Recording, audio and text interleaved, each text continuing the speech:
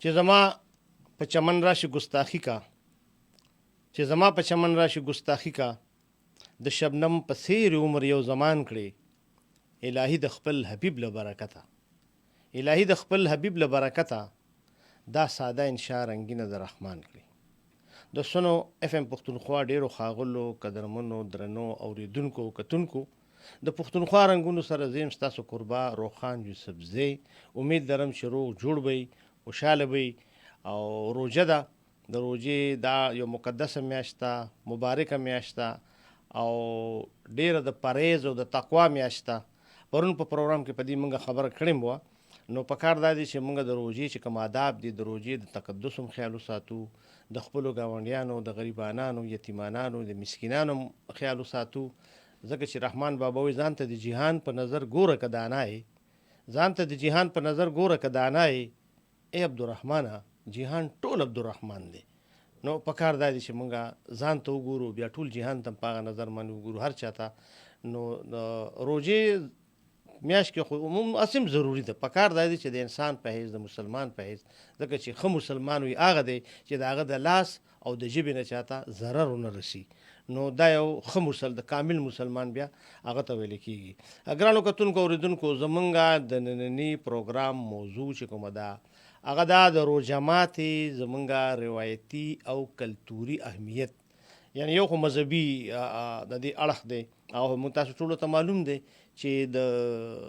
نور د ډوبېدو سره موږ روژه ماتو، افطاري کوو. په دې هکله به موږ سره زمونږ او ستاسو څه چې بس په نړیوال شهرت لرونکي زمونږ ډېر ښه ادیب، ډېر ښه فکشن نګار، مترجم، محقق، نقاد، دانشور او ماهر تعلیم ښاغلی محترم نورالامین یوسفزی صاحب به چې کوم دی نو هغه موږ به د ټلیفون په لیکه باندې په دې موضوع باندې موږ سره خبرې کوي، چونکې د هغوی د پښتنو په دغه ژوند جواک باندې، د دوی په کلچر یعنې ثقافت باندې، په روایاتو باندې، او بیا خاص کر زمونږ په دې ولسي ادب باندې، په فولکلور باندې، او یا د دغه نه علاوه نور فولکلور کې چې بلا سیزونه راځي، نو په هغه ټولو باندې د نورالامین صاحب چې کوم دی نو ډېر ژور نظر دی او هغوی به ټلیفون په لیکه باندې موږ سره خبره کوي. نو تاسو به دغه تاسو ته خواست دی چې دا پروګرام تاسو ډېر په غور باندې د نورالامین صاحب خبرې هم په غور باندې واورئ. او زه یو ځل بیا همدغه خبره کوم چې یاره زمونږ دا د روژه ماتې یا د روژې چې کوم زمونږ د هغې کوم آداب دي، کوم د هغې تقدس دی، اصول دي، پکار دا دي چې هغه مونږ فالو کوو، په هغې باندې مونږ عمل کوو. نو د روژې یوازې دغه نه ده، روژه ډېره د صبر، د زغم، د برداشت درس دی په دې کې. او خدای دې وکړي چې په مونږ کې برداشت پیدا شي، په مونږ کې زغم پیدا شي، په مونږ کې صبر پیدا شي. او صبر کوونکو سره خو الله تعالی په خپله ویلي ده، الله تعالی وعده ده چې څوک صبر کوي ان الله مع الصابرین، نو صبر کوونکو سره خدای دی. نو څنګه چې ما ذکر وکړو زمونږ په دغه موضوع باندې چې د روژه ماتې د افطاره چې کوم دغه دی د دې زمونږ کلتوري یا روایتي اهمیت څه دی، نو موږ چې ذکر وکړو زمونږ ډېر لوی محترم، ډېر لوی ادیب، ډېر لوی افسانه نګار، مترجم او زمونږ دانشور، ماهر تعلیم،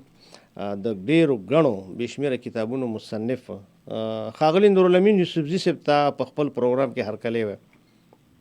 په خیر اوسئ، په خیر. څنګه حال دی روحان؟ خیر وه. زمونږ اواز راځي؟ ستاسو اواز لږ او ما ته خو راځي ستاسو اواز. ستاسو اواز لږ کمزوری ونه راځي، نو پته لګي نه د روژې اثرات به در باندې هم غورځېدلي خامخا. وي خو به وي، خو لکه دا دی ما ته ښکاري چې دې هغې کې څه چل دی. ښه د نیټورک هم مسلې بعضې وخت. نورالامین صاحب نور څنګه صحت مو ښه دی؟ روغ جوړ یې؟ روژه ښه تېرېږي؟ ښه یم، ډېر د خدای پاک فضل دی، ډېره ښه تېرېږي. زه شکر دی چې دا ده چې دا روژه خو ظاهره ده تاسو لوگونه دغه ناروغتیا هم تېره کړې ده، ماشاءالله اوس خو ښه طرف ته او الله مو صحتمند لره. نورالامین صاحب د ما زمونږ نن موضوع دا هغه تاسو سره مونږ وختي دغه کړې مو په دې مو خبره هم کړې وه چې زمونږ د دې روژه ماتې افطاري چې مونږ اردو کې ورته وایي، د دې روایتي یا د دې کلتوري اهمیت چې کوم دی نو زمونږ خاص کر په دې ټولنه کې زمونږ په پښتنو کې زمونږ په تاریخ کې او که موږ خبره کوو نو د دې ډېر اړخونه که ستاسو خیال وي نو زمونږ په ټپو کې زمونږ په شاعرۍ کې هم دغه ذکر شته او په فولکلور خو ستاسو ماشاءالله یو ډېر ژور نظر دی نو څه وایي زمونږ ماضي زمونږ حال ته چې بیا راځو نو په دې باندې تاسو زمونږ د کتونکو اورېدونکو سره داسې ده روښان چې دا زمونږ چې کم کله مونږ پښتانه مسلمانان شوي یو جی جی زما خپل اندازه دا ده چې مونږ دا اسلام چې دی نو دا مونږ د پښتو په غېږ کې اخیستی دی صحیح نو چې مونږ سره کوم د ژوند قاعده او کوم قانون دی پښتونولي ها او د هغې د لاندې چې زمونږ کومې میلې وي او کوم د ژوند جواک کوم طریقې وي نو په هغې کې چې کوم څیزونه د اسلام داسې وو چې زمونږ څخه په یو بل شکل کې موجود وو نو هغې له مونږ خپل نومونه ایښي دي صحیح لکه مثلا اختر مثلا روژه او چې کوم مونږ څخه نو نو هغې له مونږ بیا نوم خپل نه دی ایښی لکه حج بیا مونږ هم پاک هغه شان اخیستی دی زما دا خیال دی چې دلته روژه هم وه ځکه چې خپله قرآن کریم نه هم ثابته ده چې د ایمان خاوندانو په تاسو باندې روژه فرض کړې شوه لکه چې تاسو نه مخکې امتونو باندې فرض نو د دې مطلب دلته په بودھ مت کې هم روژه وه په زرتشتي کې هم وه زما دا خیال دی چې اخترونه هم دلته وو نو زمونږ چې کوم کله مونږ د مسلمان په حیثیت چې دی نو د روژې او د اختر اهتمام شروع شو دا هغه زمانه وه چې زمونږ کلتور چې دی نو دا هم په بشپړ صورت کې موجود و صحیح نو زمونږ په اجرو کې زمونږ جوماتونه چې دي نو هغه زمونږ د روحانیت مرکزونه وو زمونږ په اجرو کې چې دی زمونږ کم سماجي یا ټولنیز ژوند و نو هغې سره چې کومې تړلې شریکې خوشحالۍ وي یعنې که مونږ غمونه په اجرو کې کول که مونږ جرګې په اجرو کې کولې نو زمونږ شریکې خوشحالۍ هم چې دی نو هغه د اجرې سره تړلې لکه د مثال په توګه باندې اختر چې به مونځ وشو نو ملګري به ټول چا به د کور نه حلوا راړه چا به څه نو په اجره کې به ملګرو په شریکه خوراک صحیح نو دغه شان چې کوم دی د اختر د روژې چې کله د روژې اندازې به پته را روانه به وي روژه راتلونکې به وه نو د دې د پېشمني او د روژه ماتي چې کوم خپل سټرکچر دی نو دا هم چې دی دې کې هم دا یو قسم مونږ داسې ویلی چې دا بیا پښتنو پښتون کو او شاید زه اکثر دې ملګرو ته وایم چې دا پښتانه په دې هند کې چې دی نو دا روژه زیات پښتانه ځکه نیسي چې دا مذهبي دا دیني پښتو ده لکه ته ته ځان بدي ښکاري چې که خدای پاک راته وایي چې مونځ دې نه دی کړی نو دومره به ملامته نه یم خو راته وایي چې دله زما دپاره د روژه هم نه شوه نیولی نو بیا به ملامت یم نو دی چې دې ته د پښتو په نظر هم ګوري نو دغسې ته بیا داسې کړي دي چې زما چې کله یاد شي چې مونږ هلکانو نو زمونږ په کلو کې حجرې آبادې وي نو په حجرو کې به د چم د محلې ملګري چې ځوانان چې به وو نو هغوی به په حجرو کې شریک روژه ماتې کو او هر سړي به د خپل کور نه چې څه به تیار و څه به ورکره هغه شی به یې راغسته او دا شرم هم نه و چې ګنې مونږ ساګ پخ کړی دی یا دی پیتي پخ کړې ده او تقریبا زمونږ د ټولو ژوند هم یو شان و د دې وجې نه چې دی نو هغې کې به هغې سره د هغې دا فایده وه چې زمونږ یو اجتماعیت چې دی نو هغه برقرار و لکه چې څنګه په میلو باندې زمونږ اجتماعي خوشحالۍ برقرارې وي څنګه زمونږ په اخترونو کې پروګرامونه به شریک کول شعرونو له به پکې تلو نو زما دا خیال دی چې زمونږ اجتماعي ژوند د تېرو 50 کالو نه ډسټرپټډ شوی دی بالکل او په هغې کې چې کوم دی نو بلا عناصر دي مونږ په حادثاتي توګه باندې چې کله مونږ د نړیوال کلي حصه شو نو ډېر څیزونه زمونږ لکه زمونږ ماشومانو په لارو کوڅو کې لوبې کولې چې ټلویزیون راغی نو ټول ماشومان کور ته دننه شو ټولې لوبې لاړې د میاشته دغه شان دا د روژه ماتي دا کوم رسم چې و نو د دې دا اهمیت و چې یو خو دا ده چې که فرض کا یو کسان به رالل د چم کوم هلکان ځوانان نو که چا کره به ډېر ښه شی نه و پوه شوی خو چې کله به ټولو یو ځای خوړه نو هر بنده به پکې له د خپلې طبع مطابق چې دی نو هغه خوراک هم وکړی شه د دې نه علاوه ځکه چې روژه خو بنده ته د لوږې تندې او د بېوسو هغه احساس هم ورکوي یا دا ده چې بله به دا فایده وشوه چې مونږ به ملګري دوستان چې دی نو د دوی به اجتماعي شعور ورسره هم واده کوله لکه په شریکه خوشحالۍ کول په شریکه باندې ځکه چې ویې ویې که نه چې د روژې هر ماښام اختر وي بالکل زرې د دشمني د ناروغ نو د مطلب دا دی چې دغه روژه ماتي ته د اختر درجه ورکړې وه زمونږ فوق. مطلب دا دی چې دا دومره د خوشحالۍ موقع وه چې ملګري به اوس هم دا یو خبره ده چې په ثوابۍ کې چې کوم تقریبا 500 کلي دي په دې کې کم از کم 2.5 زره حجرې دي په دې کې، یعنی چېرته 5 دي چېرته 6 دي او داسې حجرې اوس هم شته چې ځوانان پکې په شریکه باندې روژه ماتې کوي. د دې نه علاوه د دې د خېټې نه یو بل شی دا راووته چې ادارتي توګه باندې هم روژه ماتې شروع شو. لکه مثلا خدای خدمتګار چې کوم تحریک ته نه د هغې روژه ماتې وي، داسې الخدمت والا چې دي هغه هم کوي. زما دا خیال ده چې ټول کوي. یو جي رمضان دسترخوان چې کوم شروع شوی دی که نه، بله نو لمین صاحب تاسو خبره وکړه، تاسو که خیال نو دغه زما په خیال دغه ده چې بعض وګوره لکه نن وي فلاني دي چې کوم دی نو به یې هغوی افطار پارټي کړې ده. دا افطار پارټۍ چې کومې دي دا هم هغه زمونږ د اجتماعیت هغه یو دغه ښیي که نه، او که نه داسې وکړه چې دې سره به د یو خو دا ده چې د یو بل څخه د تګ راتګ او د یو بل سره د یو بل نه مېلمستیا، نو هغه اصل مسله دا ده چې افطار پارټي به هغه زمانه کې کومه وه نو هغه به صرف په کجوره باندې کجورې به وي او زیات نه زیات زمونږ په چاپېرچل کې که څه یو میوه نیمه وه هغه به وه، نور به عامه ډوډۍ خوړل شوه. صحیح. اوس داسې وشوه چې د دې کې مونږ چې دی نو چونکې د دنیا حصه شو نو چې د افطار پارټۍ کوم معیار جوړ شو نو هغه د غریب د وسه ووته. بالکل. نو دا یو بله المیه شوه چې زمونږ هسې هم د موبایل راتلو سره مونږ د یو بل نه فزیکل تعلق او یو بل سره ناسته پاسته ډېره زیاته کمه شوې ده. نو زما دا خیال دی چې د افطار پارټۍ دا یو دغه و چې خلک به یو بل سره میلاو شو، یو بل سره به شریک خوراک وکړه او د یو بل سره به مینه هم سیوا کېده او اتفاق او دغه به هم یو که نه یو بل سره لکه ورورولي. ګوره یو ورورولي وه، یو د مینې یو تعلق و. نو که چېرې مونږ دغې ته په دې نظر وکړو دا هم زمونږ بدنصیبی دی چې زمونږ لکه ما یو ورځ یو ملګري ته ویل مې ته چې وایې چې حجرې ضرورت نشته، نو مې دا ماته ووایه چې موبایل تا ته دا ویلي چې ما حجرې ته موړه مې داسې مې بله دا ده چې دا خو مې ستا ریکریشن سنټر دی. مسله دا وشوه چې مونږ د حادثاتي توګه باندې چې کله مونږ د دنیا سره یو شو نو مونږ نه ځینې ډېر خپلې ښې خبرې هم د منځه ووتې. نو ما زه د لندن ته چې تللی نو په دې لندن کې په کلو کې پبس دي، نو هغه د هغوی حجرې دي. نو هلته ما ته هغه انګرېزانو دا وویل چې 4 بجو نه پس مونږ د فیملي فرینډ ښځې سړي دلته دې پبس ته راځو او د هغوی په پبس کې په میز باندې بوتل پروت و، زمونږ په حجره کې به چیلم نو هغوی اوس هم داسې کوي.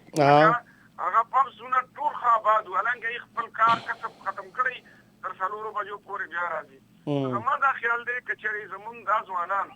او زمونږ دا مشران د دوی سرپرستي وکړي او په روژو کې د افطار پارټو دا رواج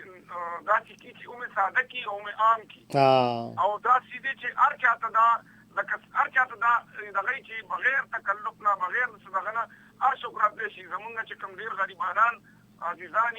چې هغه که فرض که کسبګر زمونږ کوم عزیزان دي چې هغوی ته ووایي چې تاسو به هم راځئ او تاسو به چې دی نو په برابرۍ په بنیاد باندې شریکېږئ. صحیح. نو که چېرې مونږ ځان ته مسلمانان هم وایو او مونږ پښتانه یو مونږ وایو چې په حجره کې فرق د خان او غریب نشته، هر سړی د سړي رور دی په حجره کې. بالکل. نو بیا خو په کار دا ده چې مونږ دې څیزونه یعنې چې کوم ښه څیزونه دي زمونږ د مذهب زمونږ د روایت نو هغه مونږ له جاري ساتل په کار دي، ځکه چې زمونږ د اجتماعي ژوند سره د دې تعلق دی. اوس دا بدقسمتۍ دی چې زمونږ اجتماعیت چې دی نو که یو پله جدید دنیا مونږ نه وتروړو نو بل پله مونږ یریږو چې که چېرته یو ځای شو خدای مکړه چېرته بم پکې خلاص نه شي، چاودنه پکې ونه شي. بالکل. نو دا ټول څیزونه چې دی نو مونږ یو داسې غار ته وردننه شوي یو چې اوس یې په پته نه پوهېږو. زه خو دې ځوانانو ته اوس هم وایم ستاسو د پروګرام په وساطت سره چې خپلې یارۍ دوستۍ چې دی نو تازه کوي او تاسو چې دی نو په خپله د دې روژې کې په خپل ځان کې زغم او برداشت پیدا کړي، په ځان کې مینه پیدا کړي، په ځان کې چې دی نو صبر او برداشت پیدا کړي، ځکه چې انسان چې دی د ده د ټولو نه لویه خوبي د ده صبر او د ده برداشت او د ده زغم او د ده د نورو انسانانو سره مینه ده. نو مطلب دا ده چې څاروي په شعوري توګه باندې یو بل سره د یو بل خدمت نشي کولی، انسان خو به د یو بل په کار هم راځي که نه. زما دا خیال دی چې په روژه کې یو بل نه بانجې هم لېږل په کار دي، په خصوصي توګه چې زمونږ په چم گاوان کې کومه کونډه په خو مشران وی کنه چې د کونډې وی غونډه برخي نو په کار دا چې کوم زمون عزیزانو کې کومه کونډې وی وسره یتیمانان بچي انو په کار دا چې مونږه هغه ته چې او بل دا چې دا کوم تنظیمونه دي لکه زمون په کلی کې بیدار زلمې دي د ځوانانو تنظیمونه په کار دي چې هغه هم افتا پیکیج هم ورکوي او هغه د اهتمام هم کوي د افطارو دا ضروری ده. بالکل نورالامین صاحب داسې ده چې تاسو چې کومه طرف ته اشاره وکړئ یقینا چې زمونږ چې کوم داسې مثبت او د دې وخت سره د تلونکي چې کوم زمونږ روایات او قدرونه دي موږ د هغې نه ولې چې کوم دی نو مخ وګرځو اګران چې یو یلغار دی ملته کلتوري یلغار دی یا ګلوبلایزیشن دی دا ټول څیزونه تاسو چې کوم اشاره وکړئ چې بس حادثاتي طور اوس موږ مجبورا هر څه چې دي خو دې که رستو کېږو خو بس پاتې کېږو ځو به دې دنیا سره به ځو خو دا خبره ده چې هغه د حمزه بابا شعر راځي چې آینه د نننی تهذیب دی خدا خو جوهر په د ساده پرون پکار ده کنه او دغه زما ممکن چې لکه تاسو د میډیا شو کوم زموږ دانشوران دي زموږ استادان دي د معاشره عالمان دي دینی سکالران چې کوم دي لکه د زموږ دلته ځوان دي فضل الله فانی دا قسم سکالر سي دي یا پروفیسور اظهار دي نو ځوان چې دې خلکو له دا پکار دي چې دای په دې ځوان کې چې کوم زموږ هغه قدرونه دي چې هغه د جدید ژوند سره هیڅ فصل نشته بلکې هغه چې دی نو زموږ اوس هم ضرورت دی لکه جرګه مرکه کول شریکه باندې دعوتونه کول یو بل سره ناستې پاستې ساده دعوتونه لکه زه دا ګڼم چې دا شاعر او ادیب چې وي دا دانشور چې وي د ده مثال په ډرایوینګ سیټ باندې د ناست ډرایوري د مخې ته یو لویه شیشه لګېدلي کستا خیالي یو وړه شیشه داسې هم لګېدلي چې کې به شاته هم ګورو چېرې صاحب بالکل ځوان چې دا پوهان دا دانشوران دي په خپله په لمحه موجود کي خو دې د خپل اورېدونکي او لوستونکي پرون ته هم بوځي او د پرون نه را روانوي او د نن په لار دې سبا ته بوځي ځکه چې د کم کام پرون ني نو د هغې نن هم ني او چې نن ني نو د هغې سبا هم ني بالکل نو مطلب دا دی چې د خپل ماضي سره د خپلو جړو سره خپله رشته کټ کول او هغه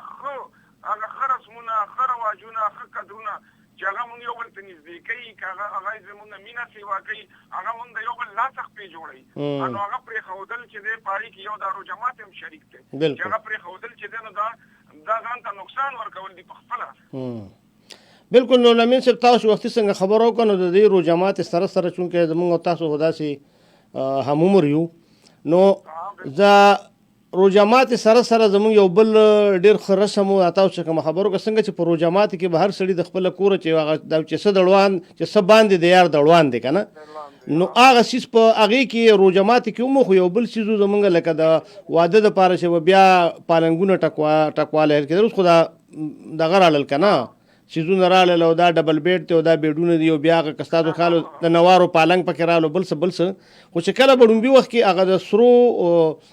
خپو پالنګونه به ټکوالی کېدل نو هغه به هغې کې به وینا شي و عزیزانو ته او یارانو دوستانو ته خو هغې کې دا دغه و چې هغه د چا چې به واده نو هغې به لغونې څه غوښه یا څه چرګ مرغ پوخ کړو خو باقي نورو چې به څه تیار نو هغه به یې راوړل دغه د پالنګونو دغه ته نو په شریکه به چې زمونږ لکه مثلا د بوساړې په هغه باندې چې دی نو چرګ حلالول او باندې خوړل او داسې زمونږ په اخترونو کې داسې پالنګونه ټکول اوس زمونږ په اسنس کې زمونږ په روح کې هغه څیزونه شته چې هغه شته دی نو هغه ځان اوس په جدید شکل کې ځان ایکسپنسیو کو یعنی زیات ګران چې اوس راځي لکه ګوره زه دې ملګرو ته وایم هم په دنیا کې چې څوک هم د حج نه لړ شي نو څوک ولا هم وارونه ورته نه اچوي او نه ورته خیرالي وایي خو دا زمونږ هغه پښتون طرز احساس دی چې هغې دا شی پیدا کړی نو اوس دا دی چې هغې نه خودنمایي جوړه شوه بالکل داسې چې تاسو وګورئ زمونږ په دې کلو کې چې اوس څوک د دوبۍ نه راشي دا زنانه ولا یا هګۍ وړي چیني وړي نو دا اوس د دوبۍ نه د راتلو خو د پښتنو په کلچر کې څه نه وو که نه مطلب دا دی چې دا د پښتنو هغه د زنانو هغه ځکه چې زه اکثر وایم ملګرو ته چې ګرانه خو ډېره ده خرچه اوس ډېره شوې ده خو زمونږ نه د کلتور چې دی د دې چې کوم دا اړخونه دي د یووالي او د رشتو د پاللو نه دا زیاتره زنانو راټینګ کړي صحیح خبره ده بالکل لکه تاسو وګورئ لکه چې زمونږ خوار چې خپېتنګې که کوي نوم زنانې کوي اوس دغه شان دوستۍ که کوي نوم زنانې کوي د هغه د کویدنو بالکل دا دی چې هغه تاسو جو چې مونږ د پنجاب سره هم وتړلی شو نو په پنجاب کې چې کوم څیزونه وو نو هغه هم رانل زمونږ د په جدید انداز کې زمونږ د کلچر حصه شو بالکل یعنی د نوي کلچر که نه نو اوس دا دی چې راځي بدلون خو خامخا ګوره د حجرې زمونږ ویجاړې شوي نو باچا خان بابا هغې ته قامي تحریک راړه هغې ته یووالی او ورورولي راړه یعنی یو جدیده بیانیه وله ورکړه بالکل اوس دا ده چې موږ چې کوم جدیده بیانیه زموږ لپاره څوک داسې نشته چې هغه یې زموږ لارښودنه وکړي بلکې په ډېر غیر سیاسي توګه باندې دا جدید څیزونه راځي او هغه زمونږ د مزاج مطابق هغه موږ اخلو خو هغه زموږ په وس کې نه دي بالکل نو لمین صاحب مطلب دا دی موږ هغه موږ کولی شو چې خپل څیزونه موږ را پیدا کړو نو لمین صاحب تاسو خبره وکړه چې نورو ځایونو نه هم یا د بهر د دنیا نه هم په موږ باندې اثرات دي او یو بل شی هم زموږ کلتور ته که تاسو خیال نو ډېر زیات زیان ورسولو او هغه دا ده چې ډېر څیزونه داسې دي چې لکه اوس زموږ دین اسلام چې کوم دی نو د یو قوم په ثقافت باندې یا په ډېرو رسمونو رواجونو باندې څه داسې پابندي نه لګي خو دلته موږ له یو بله مسله دا پیدا شوه چې یو خو زموږ عالمان دي د مذهبي زموږ چې کوم پیشوا دي ډېر موږ دپاره محترم دي چې کوم پوهېږي عالمان دي پوه خلک دی خو دا بعضې پکې داسې دي چې دا مه کوئ او دا شرک دی او دا ګناه ده او دا فلانه نو هغه هم زموږ ډېر رسمونه دا یو بل غم دی چې په یو کور کې یو تبلیغي پیدا شي او هغه نادان خدا پرستی اکثره یعنی بغدادي کې دی ویلي او هغه څه څیزونه یې زباني یاد کړي ګوټه کړي نو چې په کور کې خادي وي او زنان چې دکې سندرې وایي او شاډول اچوي نو دی وایي خپله ښځه د لاس نه ونیسي وایي که چېرې تاسو دا نه بس کوئ نو وایي زه درنه خپله ښځه بوځم نو هغه کام کې بدله کړي زه واده کې نه کېنم اوس دا خبره ده چې زمونږ د دوست خدای حضرت محمد صلی الله علیه وسلم د لور چې کله ورا راغله نو دا د بخاري شریف حدیث مبارک دی چې هغې سره تنبلچیان نو راغلي نو وایي حضرت ورته وایي چې تاسو تنبلچیانو لنځي راوستي هغې ورته وایي موږ یېرېدو او هغه د کور کارو لکه د تره زوی ته ودېده راغه که نه نو فاطمه بیبي نو وایي هغه ورته وایي چې دا زما د لور کټو چتو یو که نه جنج دی نو هغې ورته وایي چې جنج نه یې ورشي هغه یې راولئ نو تر هغه پورې هغه جنج هغه ډولی نه ورکړي چې هغې راغلل لږ ساعت پرې سندرې ووایي تمبل یې وغږو نو بیا یې ډولی ورکړه اوس دلته زمونږ دا یو مسله ده چې بدقسمتۍ نه چې کوم سکالر دي نو هغې د یارې نه خوله نه شي کولاولی دغه خبره کوم مذهبي سکالر دي او دلته کې چې دی نو انتها پسندي دومره ډېره شوې ده داسې به مونږ ویلی شو چې مونږ لکه د اسلام چې کوم بعضې ډېر خواږه اړخونه دي او ډېر لیبرل اړخونه دي نو هغه ترې لرې کړل او د پښتونولۍ نه نو د دې دواړو نه مونږ سنګین اړخونه واخیستله د هغې نه زمونږ ملا یو نوی مذهب جوړ کړو لکه انتها پسندانه رویې دي شدت پسندي ده پکې حالانکې زمونږ چې کله دې ته ګورو چې دغه چې وکړه وایي ترخوي مولانا صاحب جومات کې ناستو او وایي باچا ګل صاحب تقریر وکړو هغه وایي چې یاره موږ له عربي ویل پکار دی او د عربیانو په شان لباس پکار دی او چې څومره موږ یې په شان کېږو نو هغه جیان کې به موږ ته پیدا وي وایي چې کله ترخوي مولانا راغی هغه هم د دیوبند فارغ و هغه وایي چې که اسلام عالمگیر دین وي نو د دې نه به د دې د چا د قومیت سره څه کار وي نه به د چا ژبې سره څه کار وي او نه د چا لباس سره پردې سره به یې خو لباس سره نه خو بس ځان هغه ته یې لاس ونیسه وایي څوک ترخوي راشي تاسو به یې لارې کړي لکه ځان یې نو خپل واخیست که نه اوس دا مسله ده چې اوس لکه د بخاري شریف حدیث مبارک دی چې د اختر په ورځ باندې د حضرت عایشې بیبي ته د انصارو جنکو تمبل غږو یو پله بل پله کې دوه ناستې وي او سندرې یې ورته ویلې کامي نو دې کې ابوبکر صدیق رضی الله عنه راغی نو چې هغه خپه ور دننه کړه نو بیا یې را بهر کړه وایي د خدای د رسول کور او دا شیطاني مضامین نو نبي علیه السلام وایي دیوال سره ناستو کټ کې نو هغه ورته وي چې راځه که ستا نی خوښې نو ما خواته راځه دا د عایشې کامي سندرې خوښي او دا د انصارو سندرغاړي دا ولا ما راوستي دي اختر دې سندرې به جاري به نه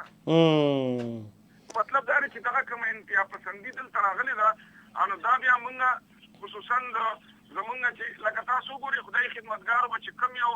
جلوس و نو د هغې دپاره دا شرط و چې ډول به غږېده اوس د دغه ډول باره کې چې کوم دی نو چرچل وایي چې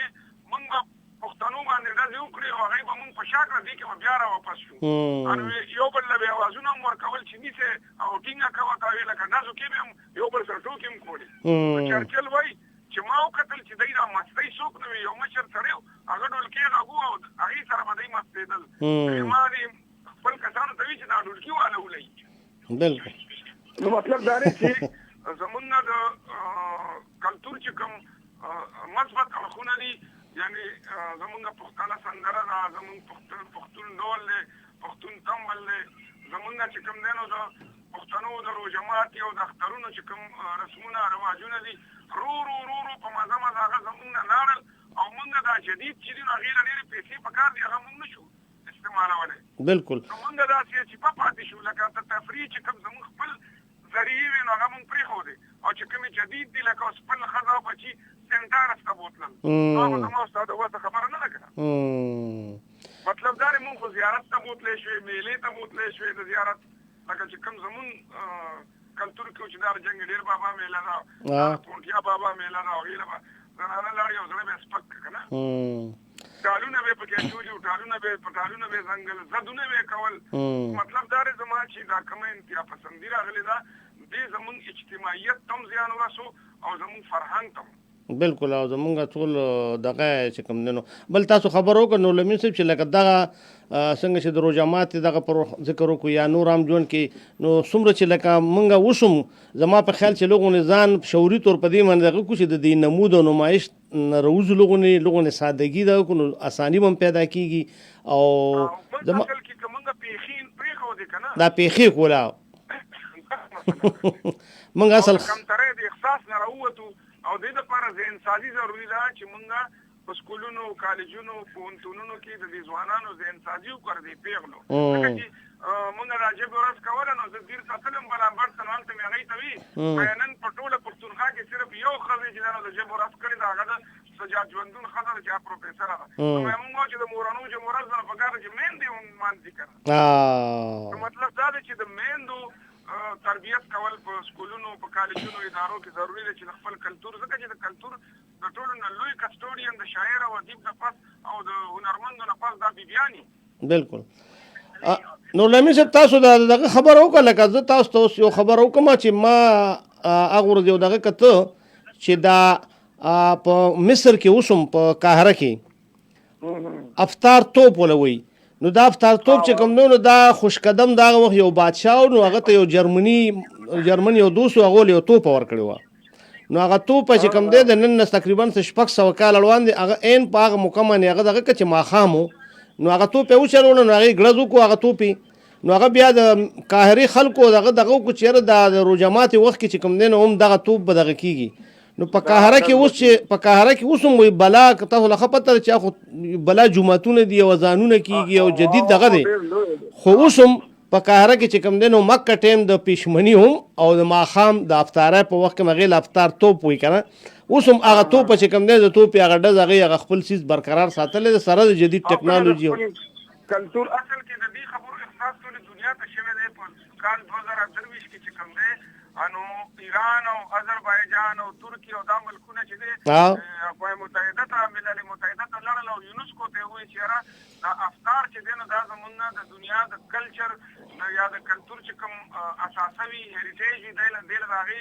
درجه ورکوي، مقام او درجه ورکول پکار دي. لکه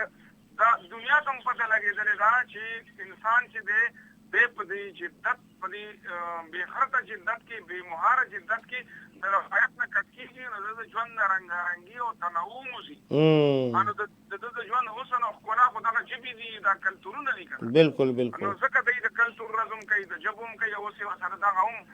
شروع کړې ده. مطلب دا چې دوی په دې باندې خدای دې پوهې کړي خلک او دنیا هم چې